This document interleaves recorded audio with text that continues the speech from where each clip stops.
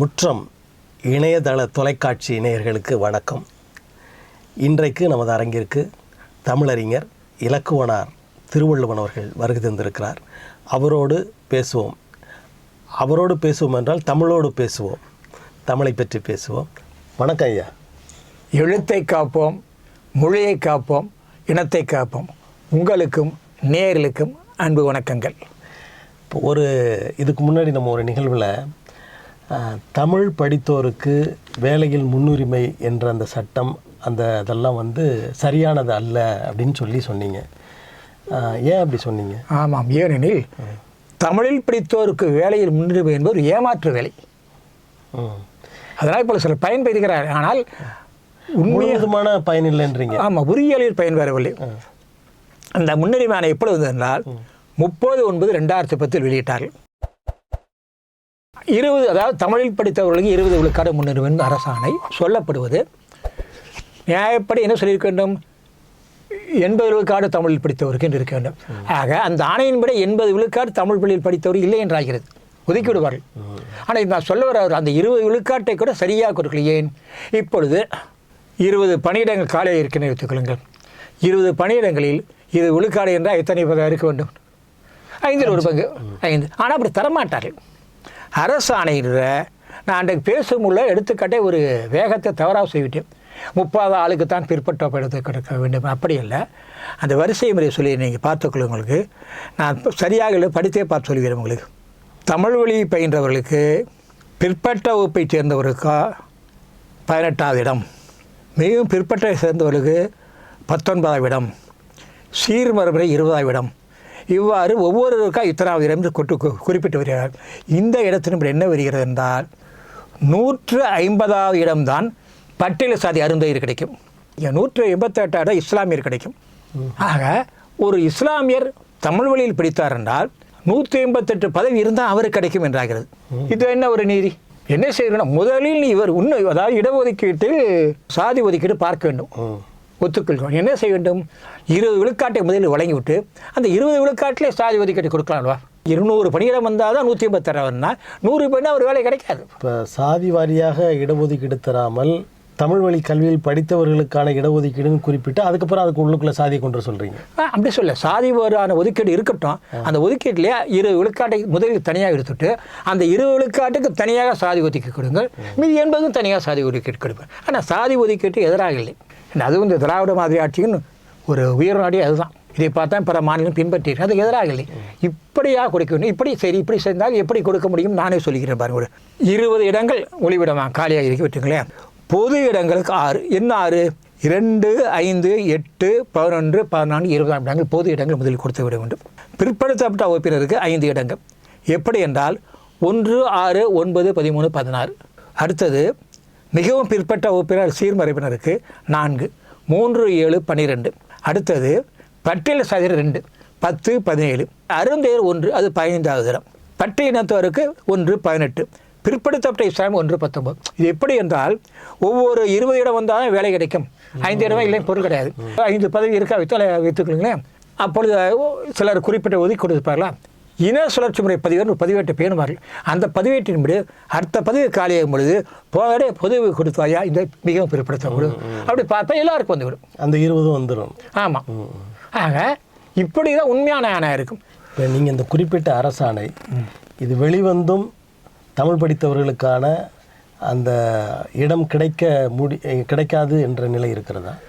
அதாவது இதன் அடிப்படையிலேயே மீதியான எண்ணிக்கையில் எப்படிங்கன்னா கிடைக்கிறது. புதைப்பல் காவல்துறையெல்லாம் எடுத்திருந்தார்களா பார்த்தேன். அதெல்லாம் ஒதுக்கீடு கொடுத்திருக்கிறார்கள், மீதியான பணியிடங்கள் இருக்கும். ஆனால் நான் சொல்வது என்ன? கிடைக்க வேண்டிய முறைப்படி கிடைக்கவில்லை. ஒரு தமிழ் வழியில் படித்த இஸ்லாமியருக்கு 188வது இடம் வந்தால் தான் கிடைக்கும் என்றால் எவ்வளவு அநீதி அது? ஆக 20 விழுக்காட்டை முதல்ல கொடுத்து விட்டு மீதி கொடுங்க. அடுத்து இன்னொன்று பாருங்கள், இந்த தமிழ் வழி 2 அநீதி. எப்படி என்றால் ஒரு குறிப்பிட்ட பதவிக்கு எந்த கல்வி தகுதி தேவையோ அதை தமிழில் படித்திருக்கணும். எடுத்துக்காட்டாக ஒரு முதுகலை பட்ட வகுப்பு இருக்க வேண்டும் என்றாலோ அல்லது மூதறிவாக MSc இருக்க வேண்டும் என்றாலோ அதில் தமிழில் படித்திருக்கணும் ஆணை.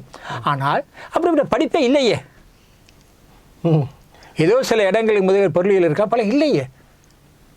அப்படி இல்லாத பொழுது அப்படி படிப்பே இல்லாத பொழுது அப்படி படித்தாங்களுக்கு என்ன சொல்லிக்கொண்ட ஒரு அரசாணையில் அந்த பதவிக்குரிய தகுதிக்குரிய கல்வி தமிழ் வழி இல்லை என்றால் அதற்கு முந்தைய அல்லது அதற்கு முந்தைய கல்வி ஒன்றும் இல்லை 12ஆம் வகுப்பு அது தமிழ் வழி படித்தா போதும் என்று சொல்லியிருக்க வேண்டும். ஆக தமிழ் வழி முன்னுரிமை என்று சொல்லிவிட்டு அவ்வாறு தவறா இல்லையா? ஐயா, இந்த சட்டத்தை ஏற்றுனவங்க அதெல்லாம் சிந்திச்சு பார்த்துருக்கோம். அவங்க அதாவது ஒரு படிப்பே இல்லை, ஆனால் அந்த படிப்பை படிக்கணும்னு எப்படி சொல்லுவாங்க அவங்க? அதுங்க இதெல்லாம் அறிவார்ந்து சிந்திக்க மாட்டேன். வெளிப்பட சொல்லணும் உங்களுக்கு சிந்திக்க மாட்டேன். சிலதாக பிரிவினை கூட பார்த்து அங்கே கோப்பை பார்த்து முடிவெடுக்கிறாங்க. எல்லாமே கோப்பை நோட்டில் முடிவெடுக்குது. அதனால் கோப்பில் தெரியாது விலை இல்லை என்று இருக்காங்க. இதே உதாரணம் சொல்லுவாங்க 65 நம்ம தமிழ்நாடு அரசாங்கம் அவர் சொன்னாங்க. என்ன சொன்னாங்கன்னா யூபிஎஸ்சி இந்த மத்திய அரசு பணியாளர்கள்ல பைக்கா அதெல்லாம் நீ தமிழில் படித்தது கொடு, நீ குஜராத் ஹிந்திக்கெல்லாம் கொடுக்குறேன்னு கேட்டாங்க. அப்போ ஒரே ஒரு கேள்வி கேட்டான், அங்கே தமிழ்நாட்டில் முதுகலை படிப்புகள் தமிழில் இருக்கிறதா? ஏனெனில் இதற்கான தேர்வுகள் முதுகலை மட்டத்தில் இருக்கும். நீ தமிழிலேயே தேர்வு வைக்காத பொழுது அந்த மட்டத்தை வைத்த அவன் எப்படி எழுதுவான் என்று கேட்டான். சரியான கேள்வி. நான் படித்தெழுதான் சொல்லுவேன். அதே போன்று நீங்கள் அதை தமிழில் படிப்பதற்கு வாய்ப்பை தராமல் தமிழ் வழி கல்வியை வழங்காமல் நீ தமிழ் வழி கல்வியில் கடுத்தாதான் வேலை என்றால் இது தவறா இல்லையா? பள்ளிக்கூடத்திலே முதல் மதிப்பெண் எடுறான். ஆமாம் ஆமாம், அது இன்னொரு அநீதி பாருங்க. அரசின் நோக்கம் தமிழ் வழி பண்ண தமிழையும் முதன்மை எப்படி என்றால் அதிலே தமிழில் புலமை பெற்றவருக்கு புலவர் பட்டம் பெற்றவருக்கு இளங்கலை பட்டம் முதுகலை அல்லது அதற்கு மேற்பட்ட பட்டம் பெற அது முன்னுரிமை கொடுக்க வேண்டும். அப்பொழுதுதான் தமிழில் படித்தவர் வேண்டும். தமிழ் புலவர்கள் ஆட்சியில் அமர்ந்தால்தான் தமிழ்நாடு வளரும் என்று பேராசையில் குரலில் முன்பு தலைங்கம் எழுதியிருக்கின்றான். பல பேசியும் இருக்கிறான். ஆக அரசு செய்ய வேண்டியதுன்னு ஒரு புதிய ஆணை போட வேண்டும். அது போட கடந்த அப்போ இருந்த ஆட்சியில் போட்ட ஆணை இது. இந்த புதிய ஆணையின்படி இந்த விழுக்காட்டை கூட்ட வேண்டும். அதுதான் நல்லது. அதை அரசு எப்படி கூட்ட முடிவெடுத்துக்கிட்டோம் என்பது நம்ம கோரிக்கை கூட்டட்டும். எப்படி இருந்தாலும் அரசு தரக்கூடிய ஒதுக்கீட்டில் முதலில் தமிழ் வழி படித்தவர்கள் கொடுத்துவிட்டு அந்த ஒதுக்கீட்டில் இன சுழற்சியை பின்பற்ற அப்படின்னு சொல்லிவிட்டு எஞ்சிய பகுதிக்கு பிறருக்கு கொடுக்கட்டும். இப்போ கர்நாடக மாநிலத்தில் இந்த மாதிரியான ஒரு அறிவிப்பு வந்திருக்கு. ஆமாம், அதாவது என்னென்னா கன்னடம் தெரிந்தால் வேலைங்கிறது வந்திருக்கு உங்களுக்கு. அதை பல வலியுறுத்திக்கணும். கன்னடம் படித்தால் அது வந்து 4 பிரிவுகளில் 3ஆம் 4ஆம் பிரிவர்களுக்கு கட்டாயமாக கன்னடத்தை படித்தவர்களும் கிடைக்க வேண்டும். அடுத்த பிரிவில் ஒரு குறிப்பிட்ட விழுக்காடு என்பதாக சொல்லியிருக்கார்கள். நல்லது தான். அது சில பிரச்சனை சிக்கல்கள் வருகிறது. ஏனில் அந்த தகவல் தொழில்நுட்பத்தில் பல நிறுவனங்கள்லாம் அங்கே சென்று சேர்ந்து விட்டேன். நான் என்ன சொல்கிறேன், எங்கே இருந்தாலும் எந்த நிறுவனம் எந்த மாநிலத்தில் அந்த மாநிலம் கற்றுக்கொள்ள வேண்டும். அது வாய்ப்பை தர வேண்டும். கன்னடம் படிக்கட்டும், கன்னட வழியில் படிக்க கன்னடம் படிக்க செய்ய வேண்டும். இது ஒரு நாட்டு ஒரு மண்ணில் பணியாற்றி கொண்டு அந்த மண்ணின் மொழியை தெரியாத மொழி எப்படி பணியாற்ற முடியும்? இருக்க வேண்டும். அது தவறல்ல. தமிழ்நாட்டில் அவர் செய்ய வேண்டும், துணிந்து செய்ய வேண்டும். அதற்கு பயிற்சியை கொடுக்கட்டும். தமிழில் படிக்க வேண்டும். நாமே பேசியிருக்கிறோம் இதுங்கண்ணா. அதாவது தமிழ்நாட்டில் கூட அனைத்து நிறுவனங்கள் என்றால் அது அரசு நிறுவனம், அரசு சார் நிறுவனங்கள், தன்னாட்சி நிறுவனங்கள், பிற மாநில நிறுவனங்கள், ஒன்றிய அரசு நிறுவனங்கள், உலகளாவிய நிறுவனங்கள் எதுவாக இருந்தால் அங்கு பயின்று தமிழில் வர வேண்டும். ஆக முதலிலேயே தமிழ்நாட்டவர்கள் தமிழை படித்துக்கொள்ள வைக்க வேண்டும், வாய்ப்பை தர வேண்டும்.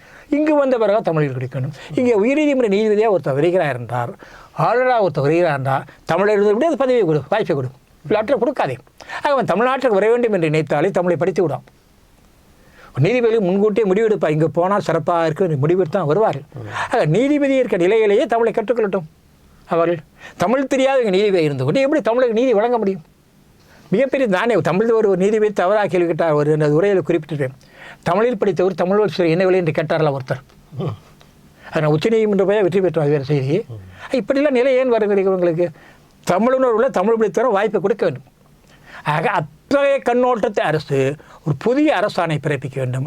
அப்படி ஒரு புதிய அரசாணை பிறப்பித்தால்தான் தமிழ் வழி படித்த முன்னுரிமை என்பது சிறப்பாக இருக்கும். தேர்வாளி அதை பார்த்து கொண்டு இருக்குது. சொல்லாமல் தாட்டம் முதலில் இந்த தமிழ் வழி படித்து கொடுத்து தனி ஒதுக்கீடு என்று பார்த்து சொல்கிறது. அவர்கள் விளம்பரமே தமிழில் இல்லை. தேர்வாணை விளம்பரங்கள் தமிழில், தேர்வாணை தேர்வுமுறை தமிழுக்கு முன்னுரிமை முதலுரிமை இல்லை. சமஸ்கிருதத்தோடு தாழ் வைத்தார்கள். தமிழ்நாட்டில் இது சமஸ்கிருத தாழ் வேண்டும் தேவையில்லையே. தமிழ்நாட்டு வரலாறு என்றால் நான் முதலில் இந்த ஒன்றிய அரசின் பாடத்திட்டத்தை பார்த்து கோபப்பட்டு, ஏன் இல்லை அது சிறு பகுதி சோழரை பற்றி இருக்கும், தமிழக வரலாறே இருக்காது. பிறகு பார்த்து ஐயப்பட்டு தமிழ்நாட்டு வரலாறு பாடத்திட்டமே அப்படி தான் இருக்குது. தேர்வாணி திட்டத்தில் தமிழ்நாடு வரலாறுன்ற சிறு பகுதி சோழர். ஆக அவர் தனது தேர்வு முறையை மாற்ற வேண்டும், விளம்பரங்களை தமிழில் கொடுக்க வேண்டும், தமிழில் இப்போ முன்னுரிமை தருவது என்பதை அதில் முன்னெடுத்து அரசுக்கு தெரிவிக்க வேண்டும். அரசு தான் செய்ய வேண்டும் என்று இல்லை. தமிழில் படித்தால் வேலையில் முன்னுரிமை என்ற அரசு அப்பொழுது அறிவித்த பொழுது தமிழ் என்று சொல்கிறான் குதி சொல்லி ஆகா ஆகா அரசு கொண்டு வந்து தமிழர்கள் ஆளுங்கட்சி எல்லாருமே குதித்தார். எப்பொழுதே நம்ம ஒரு அறிவிப்பை கண்டாலே குதிக்கும் பழக்கம் நமக்கு உண்டு. என்ன சிக்கல் அந்த ஒரு ஆணை வந்திருந்தால் அது சரிதானா, நம்ம எந்த அளவிற்கு பயன்பெறு பார்க்க வேண்டும். அவர் பார்ப்ப கிடையாது. திருவள்ளுவர் சொல்கிறார், இணை திட்பம் எய்திய கண்ணும் வினை திட்பம் வேண்டாத உலகு. உனக்கு என்னதான் திட்பம் இருந்தாலும் கூட மன உறுதி அறிவு இருந்தால் வினை திட்பம் இருக்கணும், இல்லாட்டி இல்லை. ஆனால் இந்த ஆணையிலே வினை திட்பம் காட்டுருக்காங்க இல்லைங்கிறது. செயல்பட முடியாமல் இருக்கு.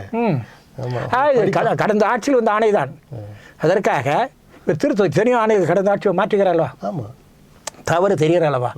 ஆக இந்த தவற்றை தெரிவிக்கணும். ஆகவே நான் அரசுக்கு விடுக்க வேண்டுகோள், நீங்கள் வேலைவாய்ப்பில் தமிழில் படித்தவர்களுக்கு முன்னுரிமை என்ற ஆணை திருத்துங்கள்.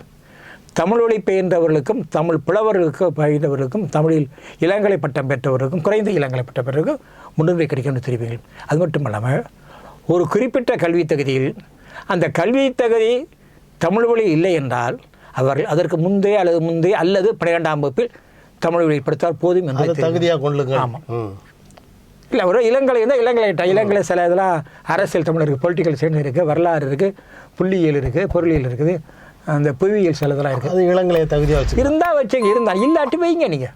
இல்லைன்னா 12ஆம் வகுப்பு. ஆமாம், என்ன தவிர அதில் கொண்டு வரணும். அப்படி கொண்டு வந்தோம்னா தான் வேலைக்கே படிக்க ஆரம்பிப்பாங்க. ஆமாம், இல்லாட்டி இங்கே பிறந்த எல்லாருமே அதை வெளிநாட்டில் வேலை பார்க்குற ஆங்கிலத்தை கற்றுக்குவாங்க. இவனாக போனால் இந்திய நாட்டுக்காரன் இங்கே தான் ஹிந்தி பேசுகிறேன். ஹிந்தி படிக்குமா தேவையெல்லாம் ஹிந்தி, பள்ளிக்கூடத்தில் ஹிந்தி, தனியார் கல்வியில் ஹிந்தி, எங்கே பார்த்தா மழலை பள்ளியில் ஹிந்தி இருக்குது. இந்த ஹிந்தி எதுக்கும் அரசு தான் சொல்லிக்கிறது. என்ன இந்த திராவிட மதராட்சியிலேயே மழலை கல்வி ஹிந்தி இருக்கிறது, என்ன வைக்கக்கூடாது. ஆக அந்த திராவிட ஆட்சி வந்து பார்க்க வேண்டும், எங்கெங்கெல்லாம் இந்தியை புகுத்துகிறார்கள் அதான் தவிர்க்கணும். தமிழ்நாட்டு கட்டுப்பாட்டு உள்ள அந்த கல்வியிலேயே இந்தி புகுந்திருந்தால் வடநாட்டிலும் புகுத்துவதை எப்படி நாம் எதிர்க்க முடியும்? தமிழ்நாட்டு அரசின் கட்டுப்பாட்டில் முத்திரையிலே இந்தி இருக்கின்றது. ஆக இதெல்லாம் அரசு அப்படி கவனிப்பது போல் தான் தமிழில் படித்தவருக்கு தமிழ் வழி பயின்றவர்களுக்கு, அதாவது தமிழை படித்தவருக்கும் தமிழில் பயின்ற இருவருக்கும் அரசை வேலைவாய்ப்பு முன்னுரிமை தரும் என்பது அன்பாக வேண்டி இந்த முற்றத்தின் சார வேண்டுகிறோம். முற்றம் நேயர்களே நீங்களும் குரல் கொடுங்கள். நன்றி. உங்கள் மூலமாக இந்த சட்டங்கள் திருத்தப்படும் என்ற நம்பிக்கையோடு விடைபெறுவோம். நன்றி. அரசு அவ்வப்பொழுது ஆவணம் செய்கிறது, எதையோ பாராட்டி நன்றி தெரிவிக்கிறேன். நன்றி, வணக்கம்.